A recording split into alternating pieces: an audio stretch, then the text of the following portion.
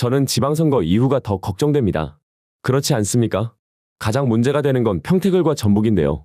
여기는 김용남이나 김관영이 당선되든 조국 후보나 이원택 후보가 당선되든 어떻게든 문제가 될 겁니다. 그 이유는 간단합니다. 친석계 의원들은 누가 됐든 그 책임을 정청래 대표로 몰아갈 게 뻔하기 때문입니다. 사실 이미 지금의 선거판도 그 밑작업의 일환이라고 볼 수 있습니다. 친석계 의원들도 머리라는 게 있습니다. 즉, 어떠한 목적과 계획이 있기 때문에 보통 사람의 상식으로는 이해할 수 없는 모순도 전 국민이 지켜보는 와중에도 저지르고 있는 것이라고 봅니다. 이건 이들이 대단하다는 게 아니라 민주당 당원들이 이런 것들까지 감안하여 미리 대비를 해야 한다는 말씀을 드리는 겁니다. 김용남과 김관영만 봐도 친석계들의 모순과 계획이 눈에 보입니다. 우선 모순은 뭔가요? 김관영은 현금을 살포하는 장면이 CCTV에 찍혔습니다. 그리고 이게 MBC 뉴스에 보도되면서 즉각 제명이 됐습니다. 이건 당규와 경선 시행세 측에 맞게 제대로 조치한 것이었습니다. 그런데 문제는 김용남입니다. 김용남은 차명 대보험 논란 관련 녹취가 등장했습니다. 그런데 김용남은 친석계 의원들이 두둔하면서 제명되지 못했습니다.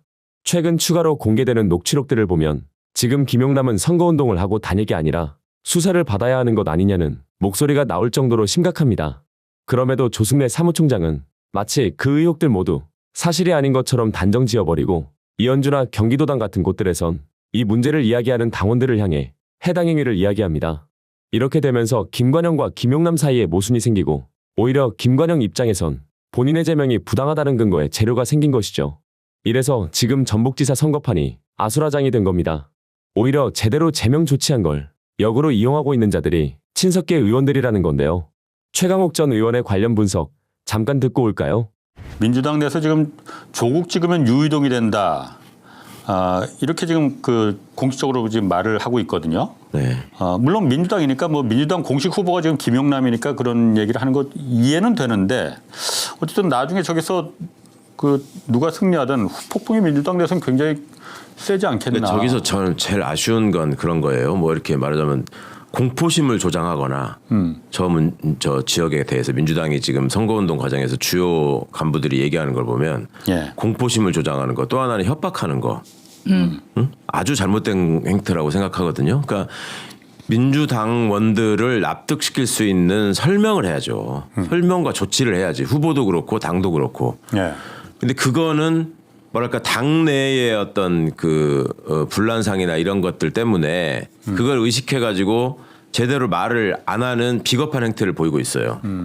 솔직히 말해서. 그리고 이것이 그냥 이번 지방선거의 승리나 의미에 중점을 두기보다는 다음 당권 구도까지 연결해서 생각하기 때문에 벌어지는 일이라고 봐요. 그리고 더 걱정스러운 거 아주 희한한 것은 이제 이 대목이 이제 저도 기괴하다고 유 작가님 말씀에 동의하는 표현에 동의하는 부분인데 여기서 저렇게 민주당 후보들을 간절하게 민주당 후보를 지켜야 된다고 외치는 사람들이 저쪽 전북을 보면 은근히 또 민주당 후보가 떨어지기를 지금 원하는 경향하고 또 연결돼 있다고. 그거는 이게 저는 굉장히 심각하다고 보는 거예요. 그래서 지금 친석계 의원들이 굉장히 모순적이라는 건데 여기서 의문을 가질 수 있는 게 있습니다.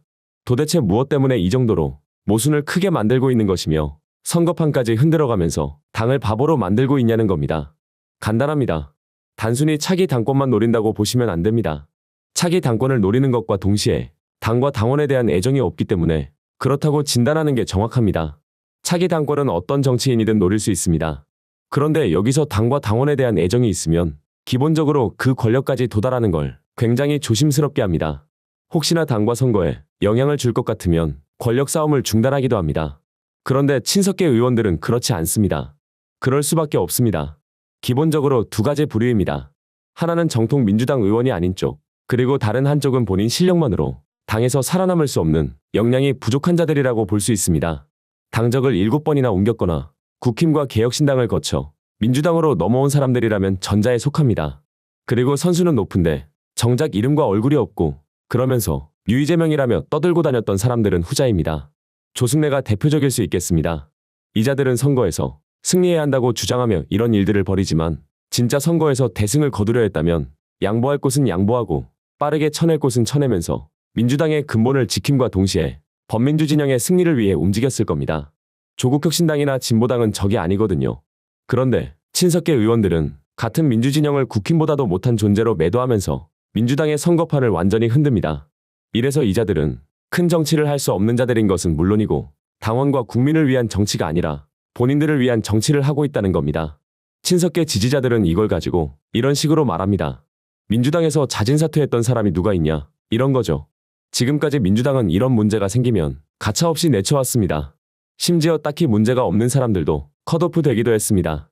전략적인 문제 때문에도 컷오프 당하기도 했고 정말 억울한 사례로 컷오프 당한 적도 있습니다. 이재명 대표 때는 이재명 대표를 이해해 줄 수 있는 의원들이 컷오프도 품고 갔고 정청래 대표는 10년 전 억울하게 컷오프를 당하고도 당을 위해 선거운동을 함께 했습니다. 이게 바로 의리 있는 정치고 민주당의 근본이라는 겁니다. 그리고 가장 최근에는 이걸 잘 보여주는 게 이광재 하남갑 후보와 조수진 변호사입니다. 조수진 변호사가 최근 본인이 자진사퇴했을 당시를 직접 언급했습니다. 김용남과 어떤 점이 다른지 함께 듣고 오겠습니다.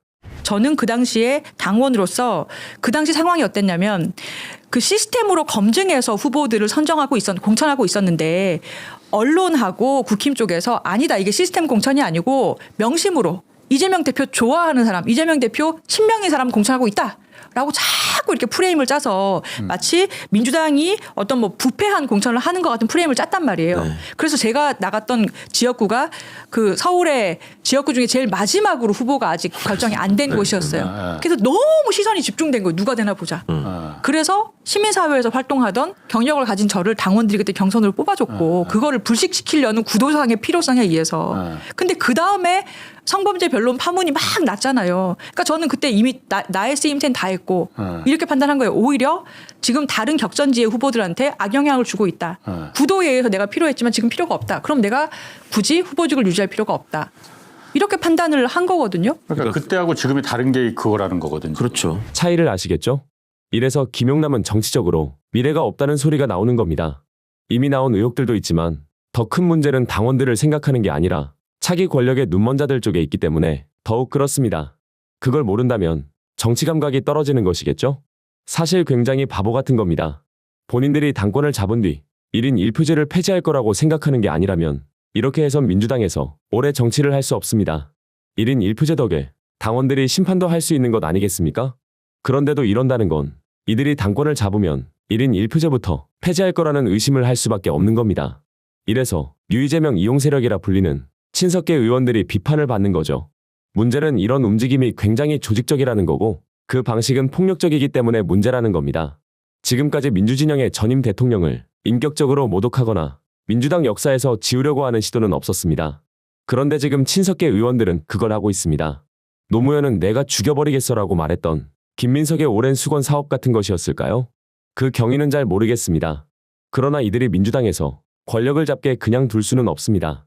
이들에게 민주당을 넘겨줄 수는 없다는 겁니다. 오늘 영상은 여기까지입니다. 촛불 청년에게 구독과 좋아요로 영상 제작에 큰 힘을 주십시오.